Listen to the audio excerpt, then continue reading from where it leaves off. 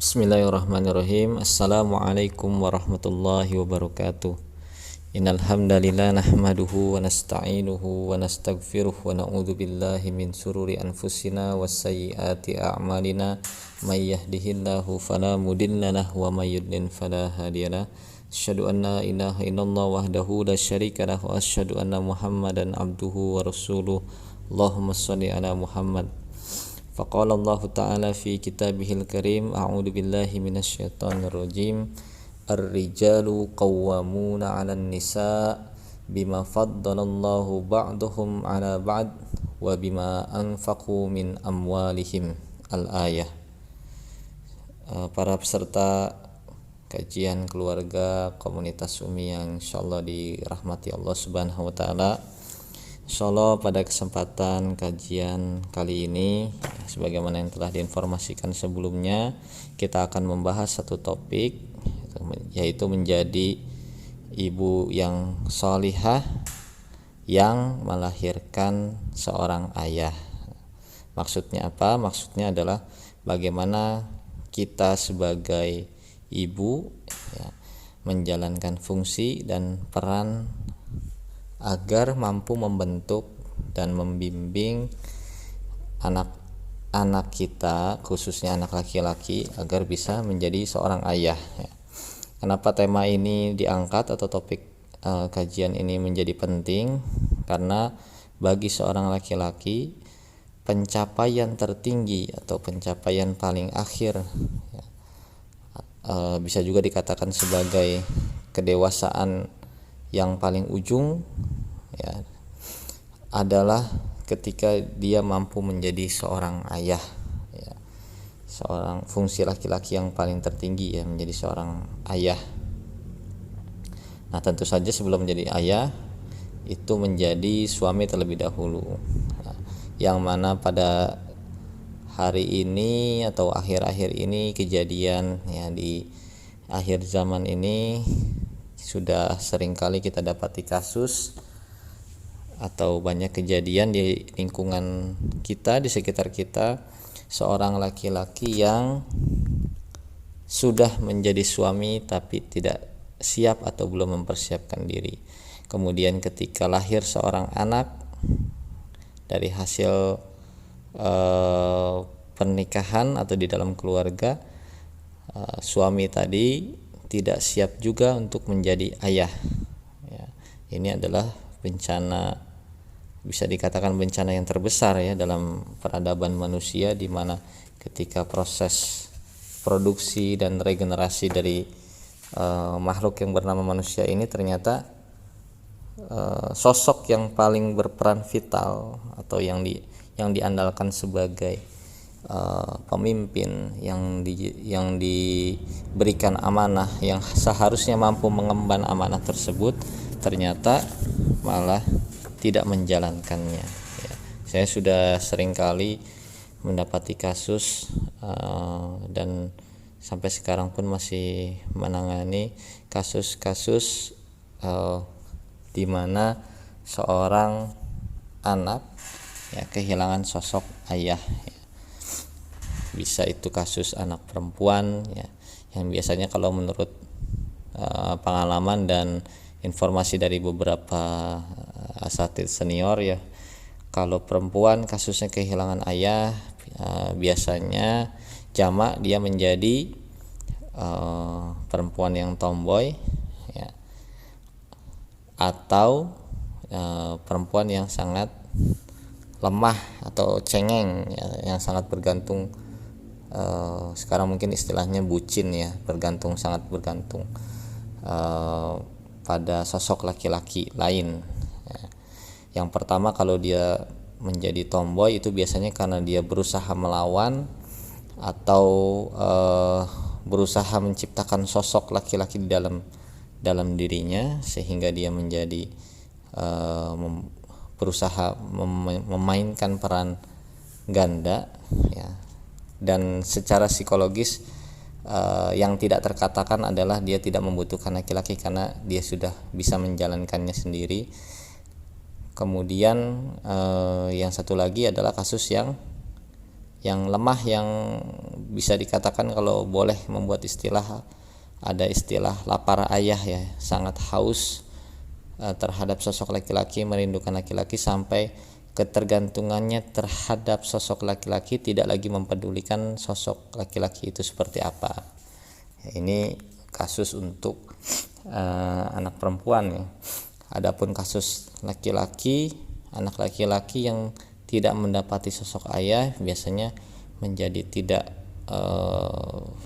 bisa atau kurang menghargai perempuan, atau tidak mampu memperlakukan perempuan dengan baik ya, juga tidak mampu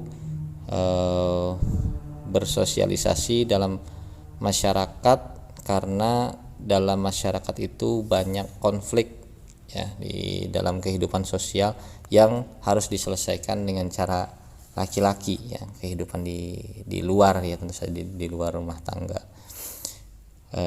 Itu tentang kasus-kasus dan peran penting atau aspek strategis dari pembahasan dan kajian serta diskusi pada sesi kali ini ya. Jadi kita tahu bahwasanya ayah itu atau sosok ayah itu perlu ada dan sangat penting, dan kita juga sudah membahas pada kesempatan yang lalu tentang bagaimana memilih pasangan ya, bagaimana memilih seorang laki-laki untuk menjadi suami kita atau jadi menantu bagi anak gadis dan putri kita ya. Jadi kita sudah membahas di beberapa kajian sebelumnya yang mana laki-laki yang layak masuk sebagai kandidat pasangan kita menjadi suami dan menantu kita, yaitu laki-laki yang memiliki rasa tanggung jawab dan memiliki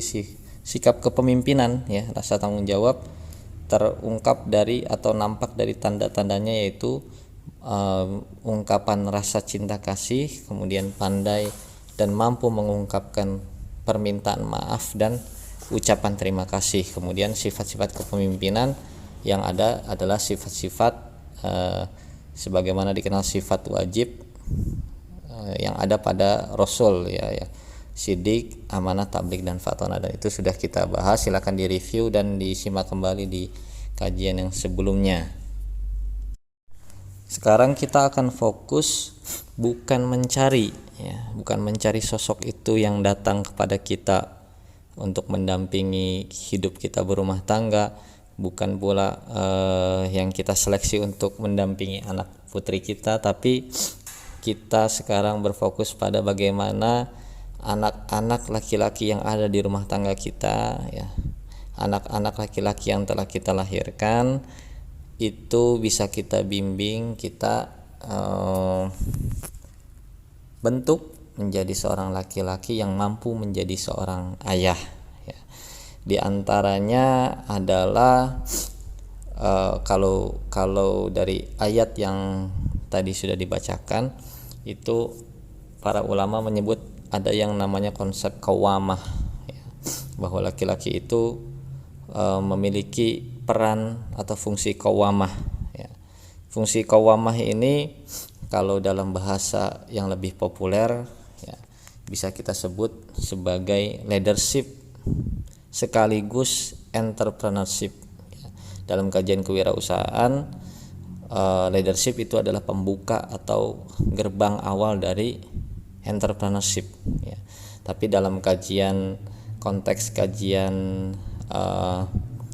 ayat Al-Quran ini ada istilah qawwamah dan nafakah ya, atau qawwamah itu ada karena adanya fadilah, kelebihan yang diberikan Allah Subhanahu wa taala kepada makhluk yang bernama laki-laki ini, yang kita sebut sebagai laki-laki ini. Kemudian dengan tambahannya adalah tugas untuk memberi nafkah ya. Jadi agak-agak mirip sebetulnya dengan cuma mungkin perspektifnya atau titik berangkatnya berbeda dengan kajian kewirausahaan yang membahas konsep bisnis atau transaksi itu sebagai orientasi utama, meskipun diawali dengan kajian leadership ya, sebagai gerbang pembukanya atau tangga pertama untuk menuju kepada entrepreneurship. Nah, ini yang penting adalah bagaimana kita dalam konteks ini, lagi-lagi yang selalu saya sampaikan ya, tidak bosan-bosan dan selalu seringkali saya sampaikan untuk mengingat kembali framework dan teori umum dari pengasuhan ya. Dalam teori pengasuhan dan kajian yang sebelumnya juga sudah disampaikan mungkin beberapa bulan yang sudah lewat ya, itu kita pernah membahas bagaimana berdagang itu harus didahului dengan beternak ya. Ada satu kajian kita pernah diberi judul beternak sebelum berdagang ya, yaitu membahas tentang bagaimana para rasul sebelum dapat amanah untuk bisa berinteraksi secara penuh dalam mengatur masyarakat, maka dia dibekali keterampilan untuk mengayomi ya, mengasihi dan mengasuh binatang ternaknya ya, sampai banyak ulama yang menguatkan salah satu riwayat berkesimpulan bahwa semua para rasul itu ya, kadang-kadang disebut nabi, kadang-kadang suka terbalik-balik istilahnya, semua rasul itu adalah para penggembala ya. Artinya kalau dia bukan penggembala maka dia tidak layak atau tidak mampu mengemban amanah kerasulan, karena kerasulan itu membimbing dan mengatur umat ya, sementara penggembala ini mengatur dan mengarahkan hewan ternak gitu ya. Dan ini sudah kita bahas bahwa pentingnya beternak sebelum berdagang. Artinya leadership itu before entrepreneurship ya. Harus dibangun dulu jiwa kepemimpinan atau kepengayoman. Dalam kajian kita sebelumnya, rasa tanggung jawab itu harus betul-betul tumbuh dulu sampai dia bisa menjadi pemimpin, baru dia bisa diperkenalkan dalam kehidupan yang lebih luas ya, yang lebih pergaulan yang lebih luas, yang lebih kompleks dan banyak konflik, serta bisa mengambil keputusan-keputusan yang sifatnya terkait dengan keberuntungan, kecelakaan, kemudian juga keuntungan dan kerugian ya. Itu terkait dengan bagaimana nantinya dia berdagang. Dan kembali lagi ke ayat Al-Quran yang tadi sudah sempat kita singgung, bahwa qawwamah ini ujungnya adalah nafkah ya, atau pelengkapnya disempurnakan dengan nafkah. Maka haruslah dia bisa menjadi pemimpin. Dalam hal ini bahasa yang lainnya mungkin dia harus bisa menjadi politisi atau pejabat, tapi dia juga harus bisa menjadi pedagang ya, dengan proporsi atau penempatan yang sesuai pada tempatnya. Artinya jangan sampai di mana dia seharusnya menggembala dia malah berbisnis, atau sebaliknya ketika dia harus berbisnis dia malah menggembala ya. Bedanya antara penggembala dengan pebisnis adalah penggembala itu berkonsentrasi pada pemenuhan kebutuhan dan menjaga mati-matian sebagai bentuk tanggung jawabnya. Sementara pedagang itu lebih kepada bagaimana dia bisa memuaskan atau mampu menghasilkan deal, kontrak ya, untuk saling menguntungkan kalau bisa ya. Biasanya ya yang diutamakan biasanya itu keumumannya menguntungkan diri sendiri dan kelompoknya terlebih dahulu, baru orang lain ya. Tapi ajaran Islam tetap menekankan supaya saling menguntungkan ya dalam proses perdagangan. Nah, ini adalah seorang laki-laki yang bisa menjadi seorang ayah ya. Seorang laki-laki yang bisa menjadi seorang suami dan ayah adalah laki-laki yang memiliki sifat leadership dan entrepreneurship, yang mampu mengayomi, mengasuh, membimbing, dan kemudian juga mampu untuk bekerja keras mencari nafkah ya. Dalam hal ini mencari nafkah berarti juga harus keluar dari rumah, berkeliling mencari rahmat Allah Subhanahu wa taala dan menjemput rezeki yang ada di luar, ya. Ini bekal yang harus ada atau keterampilan yang harus ada. Berarti dia harus punya keterampilan kepemimpinan, ya, yang sudah dibahas lebih detail pada 2 kajian sebelumnya. Kemudian juga harus mampu membuat usaha, ya, harus mampu mengelola sebuah usaha, ya. Artinya anak laki-laki itu, ya, pertama dia harus bisa bertanggung jawab terhadap apa yang menjadi domain tanggung jawabnya, yaitu misalkan dia memiliki adik, maka dia harus bisa bertanggung jawab terhadap adiknya.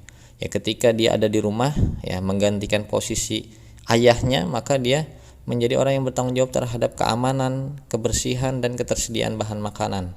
Ya, ini harus betul-betul bisa diajarkan kepada anak. Anak laki-laki harus bisa bertanggung jawab terhadap keamanan, yaitu misalkan contohnya terkuncinya pintu dan tertutupnya jendela misalkan.